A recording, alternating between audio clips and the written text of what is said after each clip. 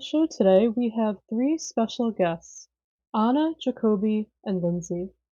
Anna has worked with UP since 2018, first as a participant of transforming school culture through restorative practices on a school team, later as a co-facilitator, then youth program specialist, and now holds the current role of program associate. She is very passionate about youth-adult partnership, as well as transformative approaches towards education and creating personalized opportunities for authentic learning and growth for all students.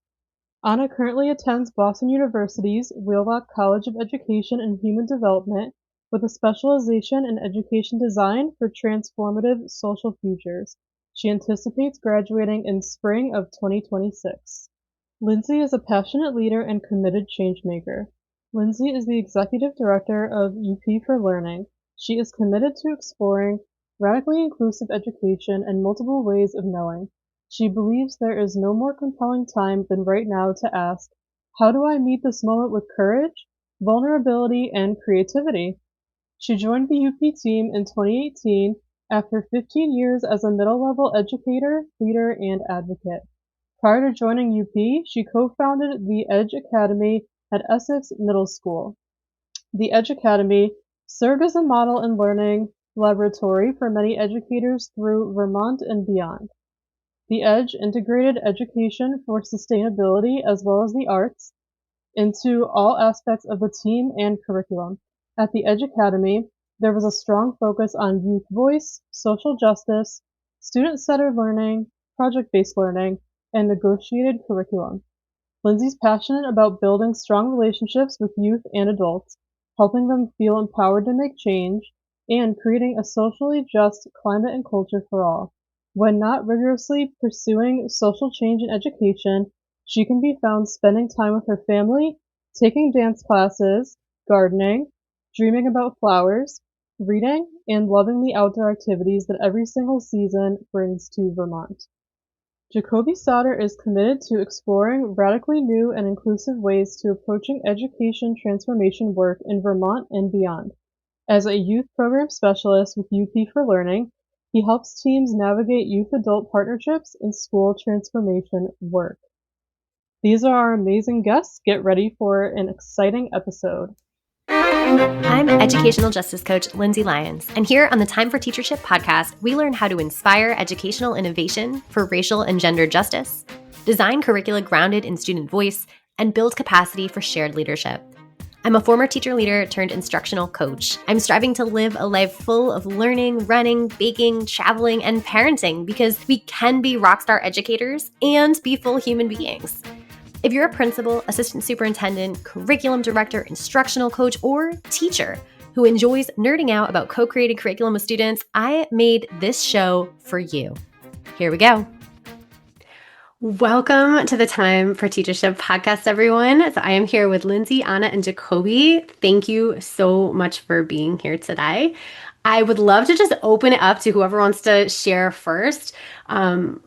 Just sharing kind of what is on your mind today or what people should kind of know about you, the Up for Learning program. I have always been a fan of this program, kind of watching from afar on your email list and knowing you guys are doing really cool things in the student voice space.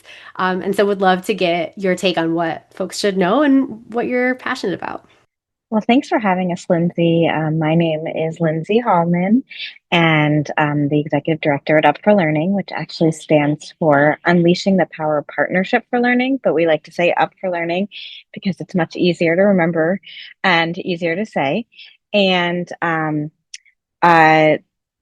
work really is guided by our mission to reimagine and transform education through youth-adult partnership. So our why is that youth and adults need to be together, working together to create systemic change in authentic partnership, sharing power, voice, and responsibility in order for us to create changes in a system, educational system, or any kind of structural system that has been really deeply rooted in adult ways of being and mindset. So our work is about changing our mindsets, our mental models, and then working together as youth and adults through youth participatory action research to ensure that we're bringing in the voices of the community to create changes that are going to benefit all.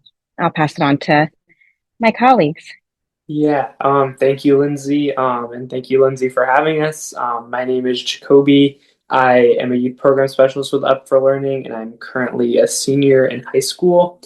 I think what's really important to understand and think about our work is that, although our mission is to kind of go into schools and kind of help create youth adult teams in schools. We live that mission in our work every day. We have youth on our staff, we have adults on our staff, we kind of have like people in between the youth and adults. We really kind of have everybody of all ages really working together so that we're able to go into schools confidently and understand some of the challenges that they may be facing, because we have probably figured out ways to overcome those challenges ourselves in our organization, which is something that a lot of organizations maybe cannot necessarily say as confidently as we can, that we really do live and breathe our mission every day, which is super exciting.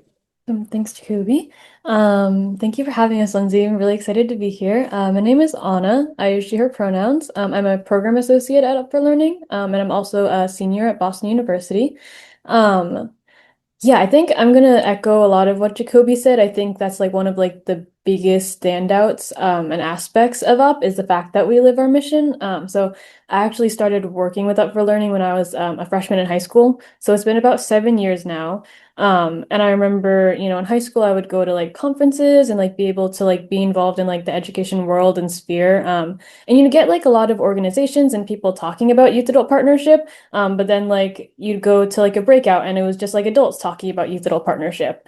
So I think like what's really, really impactful about Up is that there are youth involved in like every aspect of the work. And I think just like knowing that and like literally like growing up with the organization in that way, like so much of like the way that I think and I'm majoring in education right now. So much of that is just influenced by like Up and Up's values and the way that I've been able to be involved. Wow, thank you guys so much. It is such a cool, unique organization. I love that you've highlighted different aspects of it.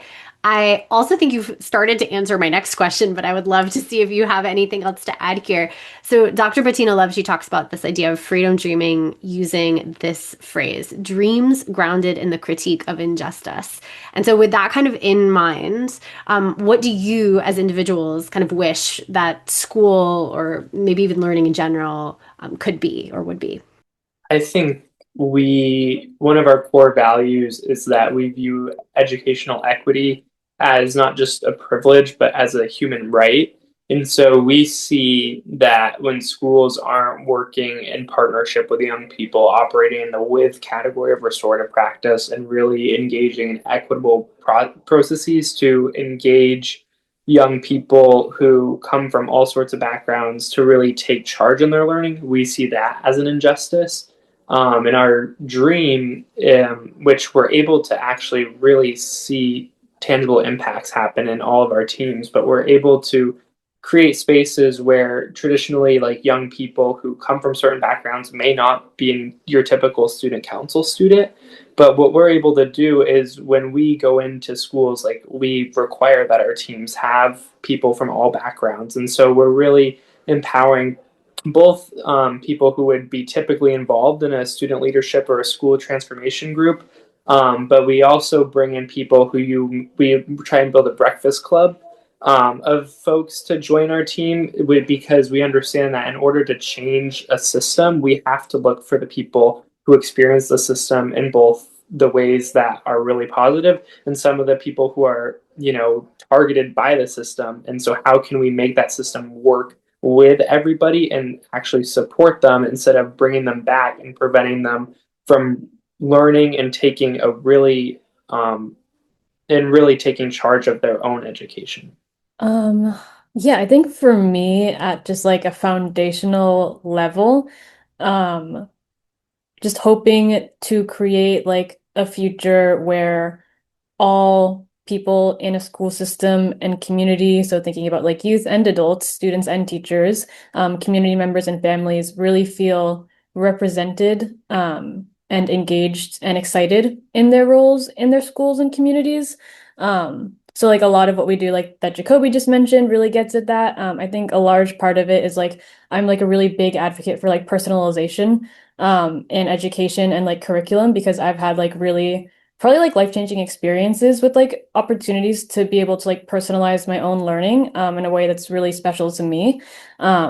Making sure, you know, that there are like connections to real life, you know, like getting at students' actual interests, real life applications, and then like structured support from adults. So yeah, I think like personalization and really like getting to know the student, and then like making sure that everyone feels really valued in their spaces. And I would add, so for me, my dream, I really had the opportunity to realize in many ways what that dream could be. I was a middle school educator, a public middle school educator for 15 years prior to coming to Up for Learning.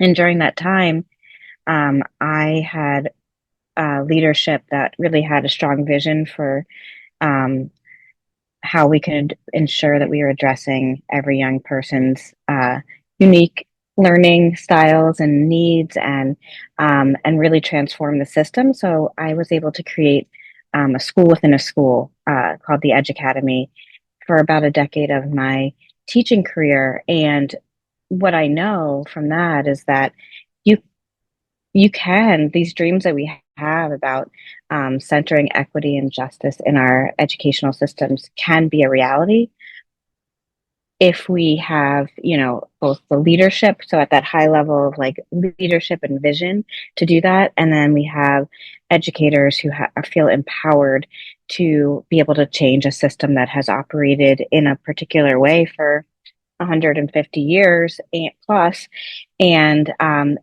there's that support from the community. There's buy-in from the community, and that they feel they are a part of it, and that communication is really very strong between both the community and the school.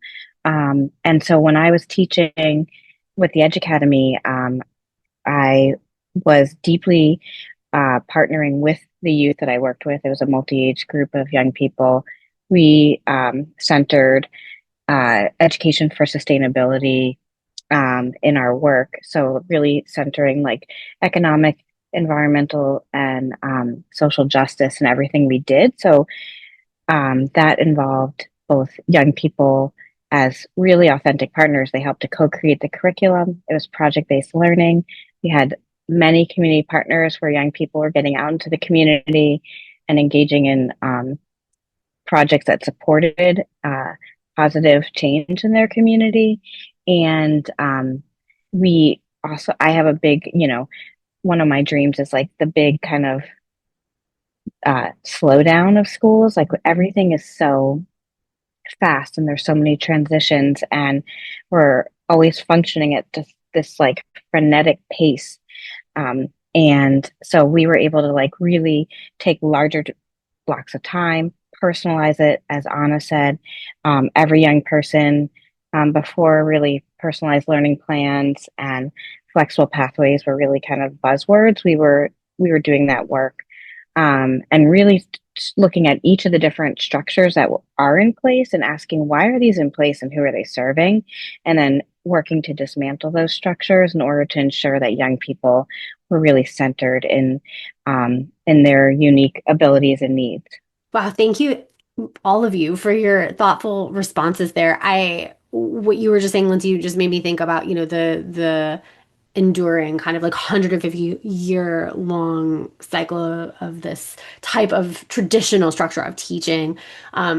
You know, we to transform it, I imagine, takes a different kind of mindset or approach, right? And so I'm curious from each of you what your thoughts are around like what are those really powerful like moments of, oh, someone has shifted their mindset, or this collection of adults has shifted their mindset and they're approaching youth adult partnerships in this particular way, or they're engaging with youth in this particular way. Like, what are those mindsets you could advise the audience members of this episode on? Like, if we can think this way, we're going to have a lot of opportunity open up to us in different ways of being.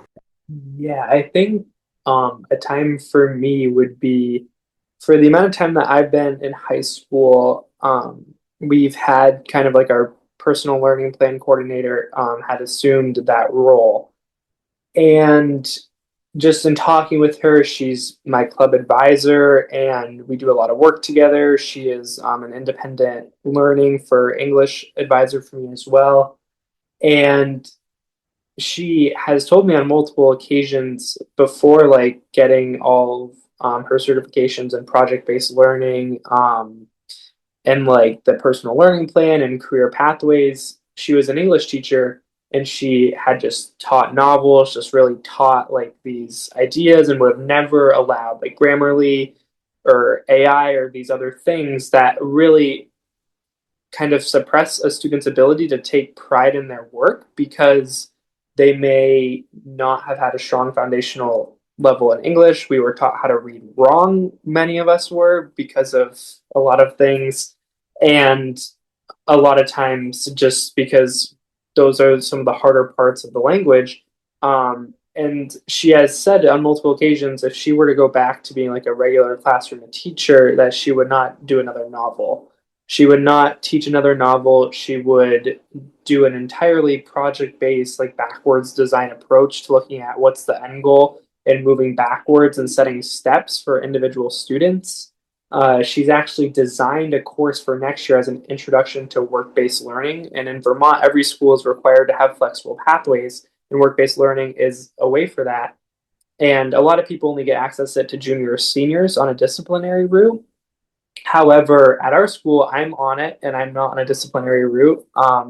And this is going to be offered for 9th and 10th graders as a way to get their feet wet and a way to really engage in a project-based learning English class, with a teacher who has actually like had a total mind shift, and like there's no resources that you're allowed to use to help you on this, and instead is now encouraging the use of AI in smart ways and teaching students how to like actually expand their work, and grow their knowledge using both AI and research that they come up with, and really doing that in a way where she's a facilitator and an agent of learning and not necessarily a shover of knowledge into people's brains, but as somebody who's able to really pull it out and help people who traditionally don't succeed really find belonging and joy in their classes.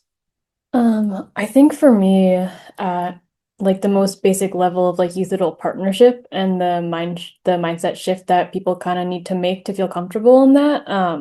What comes to mind first is like adults need to view youth voice as valuable and necessary. They also need to view youth as capable and like agents of their own learning. And then I think a large part of it too is just keeping a really open mind. So like being open to valuing different types of learning, apart from like the conventional types that we often lean into. And then being open to, like Lindsay was talking earlier about like dismantling structures, really being open to like being uncomfortable, because we know it's not going to be like a simple, easy process to change like structures and things that have been in place for hundreds of years. But yeah, I think the biggest thing is just like, if you don't believe that youth are going to be able to step up into their roles as leaders, then it will not happen. So I think this sense of like belief and confidence in them. Yeah, I really appreciate this question, Lindsay, because our work at Up for Learning, it starts with shifting our people's mental models, because you need to change your mindset. You need to have that paradigm shift and really have a different mental model for what schools could be in order to do this work. And that's really hard work to change our mental models. We know schools as we know them, right? They've operated in this way. And so to start helping people really shift their mindset around what it would mean to partner with young people, and it takes time. So that's the work that we do, is like we start by, establishing really strong youth adult teams that are getting, really building their sense of like, what does it mean to work in partnership, exploring their own mental models. And then once they've really developed their own partnership on their team, that it already creates that buy-in, right? So, and often on our teams, we have superintendents, we have principals, we have educators, we have community members, school board members, of course, we have lots of youth, but it's really important that young people and adults have the opportunity to sit together and have these conversations around what school is and what it could be, in order to change that mindset. And I think the thing that is really niche about Up for Learning and important is that there's a lot of, student voice and amplifying student voice and elevating student voice and etc. is fundamental to what we do. But what is really, really niche about what we do is the work around partnership, that, we really believe fundamentally that youth and adults should be sharing power of voice and responsibility in their educational journey and in decision making. And so that takes a lot of time and tending to relationships and tending to the climate and the culture of the school or the organization. Like I said before, it also requires that the leadership buys in, or at least has a willingness, because again, when you're shifting mental models or mindsets, it might be really uncomfortable. Like Anna was saying, there's this level of discomfort. And so we just need a willingness to begin the work. And then once people start doing the work, they recognize that this is the way I want to be operating. So then we are working with, teams for, multiple years as they continue to think about what is the next structure in our school that we want to change and dismantle, so that we really are centering young people in decisions. I am just so blown away by all of your thoughtful responses, but also like all of the stuff that I know just prior to hitting record that you all are doing. And so I'm curious now if we can transition to like what is an example of youth adult partnership, or like a learning experience, or however you want to interpret that. That's had like a big influence on either you, the community, both. I think, there's just so much research that youth adult partnerships are good for individuals and communities, but I would love to hear like kind of the story behind something that you've worked on and felt is important. Hi, this is Stacy popping in to share this episode's freebie, the Youth Adult Partnership Roadmap to Agency by Up for Learning. You can get this free resource and more by visiting www.lindseybethlyons.com/blog/256. Now back to the show. I can talk to kind of my own experience. I mentioned earlier that I've been working with Up for a really long time now. And I think like originally, like when I was in middle school or even like early high school, I was never like, just didn't talk very much. I was like very shy, like aired on like the quiet side, and didn't really like view myself as any sort of like leader in my community, or like any sort of particular advocate for a particular cause. But I think that being involved with it, and like, yeah, that was 2018 was when I met Lindsay for the first time. And that was like my first experience being like, oh wow, like this is like a completely different way of interacting with adults. Like we're partnering versus like they're my teacher. That's their sole role. And it's like, yeah, I think a lot of it is like the mindset. So like I feel like working with like Lindsay, I really did feel like, oh, like she believes that like I can do this. And that bolstered me a lot. So yeah, I just feel like that like continued relationship and like growth and support really changed kind of like the course of my life, honestly. I think like it would be like very different if I had never gotten involved with UP. And so now I do view myself as like a type of leader. And I would not have said that before before getting involved and being able to experience like true youth adult partnership. Yeah, I think for me, like a big shift has been, I feel like kind of on the other side of what Anna said. Like well, maybe in a similar way, but I always thought that being a leader meant that you were the one who talked the most and really took charge in a meeting. That's what I strive to do. And then through my work with Up, and then just kind of learning from my superintendent and then kind of teachers and principals, like that it's harmful to do that and you suppress other people's voices. And then the person who's doing that, in this case, myself, ended up being the person who had the burden of doing all the work because there wasn't the shared trust, and the shared power and buy-in. And a big thing that was really changed since starting working with Up at least I hope has changed, has been that I feel like stepped back, but allowed other people to step up and kind of take more on and be okay with not doing everything, be okay with filling the silence, allowing other people to speak my truth. And a lot of those are meeting norms that we say once a week and we highlight and we revisit as a youth adult team. And in the school team that I work with, it's really been a good impact. And I can feel confident in the sustainability of people wanting to carry on the mission of our school board, our student school board group, and our mission to voice our students' perspectives in our school district. I can feel confident leaving knowing that that mission is going to be carried on, not because I did everything, but because I stepped back and allowed other people to take charge and do their own projects and really feel empowered to do that work. And I think had Up for Learning not come to my school and had I not gotten to learn from the people at Up for Learning and then the schools that we work with, I think that I would be in a different place, and the people around me would also be in a different place.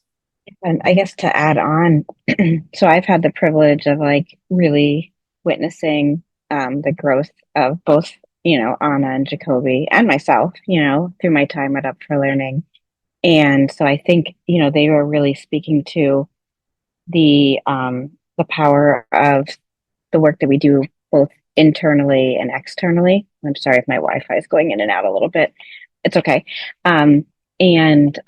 So this, everything that we is at our core values and principles is the way in which we operate internally, shared decision making, shared responsibility, shared power. And because we are so like, that's what guides our work every day, the way in which we approach our youth adult teams and the communities that we serve. It's really authentic and it's meaningful, and we've developed really deep relationships with our partners in the community. And I think what Jacoby spoke to around like the fact that we when we define youth leadership, we often think of, right, the student council representative or the representative to the school board or the person who talks the loudest or has a lot of social capital. But we know it Up for Learning that everyone has leadership within them and that there's lots of different types of leaders.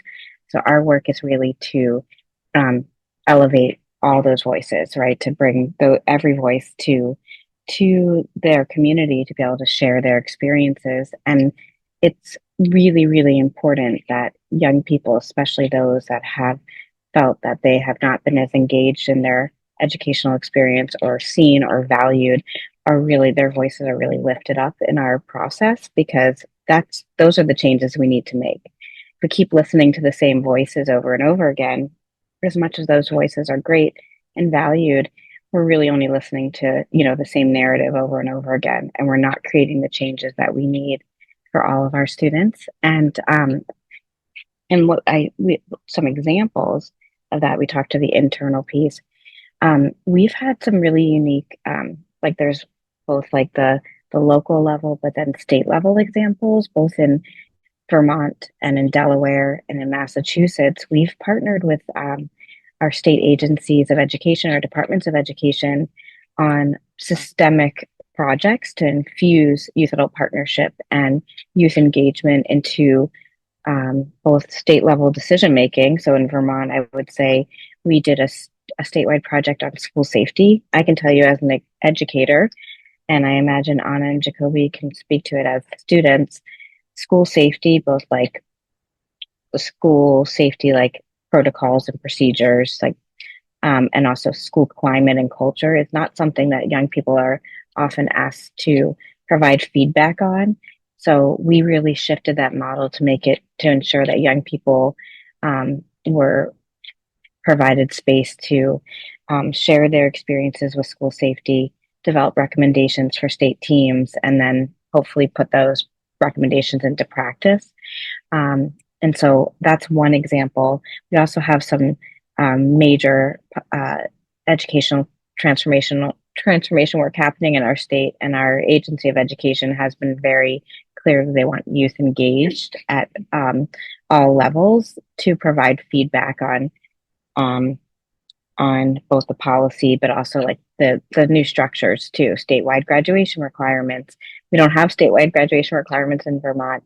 In Delaware, through our partnership with the Delaware Department of Education, we've now been expanding our work throughout the state at district wide to ensure that every school, right now we're in 2 districts and we're continuing to expand. Every school in these large districts have student voice advisories. And so both from elementary school, for example, one school district, the Brandywine School District in Wilmington, um, there are 9 elementary schools, 3 middle schools, and 3 high schools, all have student voice advisories where there's youth and adults working together through the YPAR process using participatory action research, looking at the data of their data and their peers' data to really create change. That's been like, so that's what gets to the systemic change, part of it and the sustainability part of it. So, and that is continuing to grow. We're now in another school district.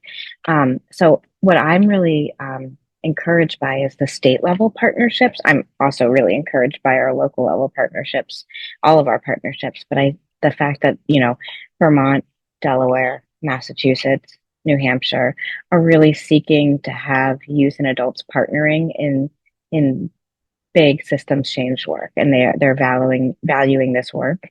And so I guess those are some examples I would speak to. And then I think also, just knowing that many of our teams that we've worked with continue to engage either with us, or ultimately our hope is that Up for Learning doesn't need to be there to facilitate the process, or they've gone to a place where they have created changes in their system where youth and adults are partnering on a variety of different, whether policy or practice level decisions. So we see that, across the board, particularly in Vermont where we started and have been for a very long time.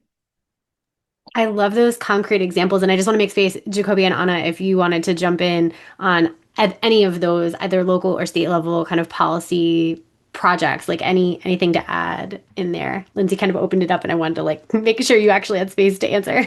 Yeah, I would just say that our work with the Vermont Agency of Education and Department of Public Service school safety work was the first time in the United States where young people were actually asked to provide input, and that was presented in front of state safety officials, including our governor.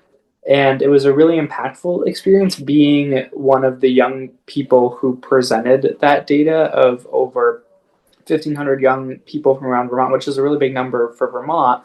And to be able to present that and kind of be a representative of that work and carry that weight was a really humbling experience. And to just kind of look out over all these adults in this room and be one of the few youth in the room who's actually presenting that work was a really interesting process. And the process that we did it, talking about school safety is a really hard topic.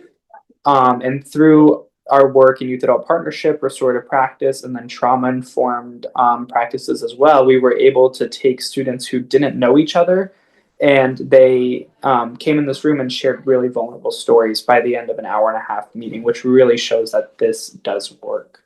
Yeah, I think I would just echo how powerful it was to be involved in that project. It happened over the summer, and so we held a number of focus groups and I got to facilitate a number of them. So I think also like Jacoby and Lindsay both already mentioned, it's such a new topic to include students on. I think like typically when we think about like focus groups and the work that we do, we talk a lot about like belonging, engagement, youth adult partnership, but like school safety is like kind of like an unprecedented thing to talk about with students. So to be able to like facilitate and hear like firsthand like these stories that I've never really gotten to like hear before, and experiences that maybe they haven't really gotten an opportunity to share before was really, really powerful. Incredible. Thank you all for sharing about that. That's so inspirational to a lot of people who might not even realize that we're talking about that level of student voice and youth adult partnerships. So thank you for that. We'll do kind of an abbreviated closeout here. We'll do maybe a lightning round where I'll maybe have 2 questions and we could each answer quickly. So one thing that you would encourage adult educators to do, like today or tomorrow, once they end the episode, like what's one thing they could do to kind of put this way of being in partnership with youth into practice? I can start. I would say just to like have kind of their own reflection on how do you see, if you're an educator, how do you see your students? Do you see them just as a student or do you see them as a full human? And how can you work to understand that like there is much more to the teacher-student relationship than just, content or, structures so really starting to explore like what is it that I think about the young people in which I work with. I think for me, we actually have a resource at UP called 64 Ways to Strengthen Youth Voice. And it's just a list of 64 like very seemingly small but like tangible actions that you can take in school or in your daily life. So just start thinking about like now that you have a greater understanding of youth adult partnership, how can you start to implement it and infuse it into like the way that you live and the way that you engage with students? I would say whatever the plan is for Wednesday, May 6th, whatever that plan is, I would say to rearrange your classroom and do a circle and just invite everybody and just kind of have a pulse check. It's going to be the end of the school year, and ask us for some reflection about how this went. Maybe pass out some paper so that people can jot down thoughts beforehand and come to the circle with some things to share. But I would just really encourage that moment of reflection and empowerment of young people, because although that may seem small, it is going to be really impactful. Wow. And Jacoby's referencing maybe he already told you, but our Power Squared Summit on May 5th. Love it. All right, last question. Where can people learn more about you as individuals and or maybe Lindsay, you can take the actual Up for Learning kind of handles or site? Well, you can learn about all of us at upforlearning.org. You can find our bios there. And then you're welcome to reach out to us at any point. People can sign up for our biweekly newsletter. We have an Instagram that we post to regularly to showcase the work that we're doing in lots of different communities throughout the country. And and I'll pass it over to Anna and Jacoby to add their info. Yeah. I think, my UP email, all the UP emails are pretty straightforward. It's just first name at upforlearning.org. So Anna at upforlearning.org. I also have a LinkedIn, just Anna Linder Boys. But yeah, whatever works best. Yeah, definitely. I'd say UP website, Jacoby at upforlearning.org is my email. I have a LinkedIn, which is Jacoby Soder. I think that's my LinkedIn. I'm not really sure. It's a little complicated. Or just kind of like tune into like Up for Learning's Instagram. And a lot of times you'll see us on there and we'll be talking, or you'll get to see the hundreds of youth that we work with too, and just how they're really making an impact.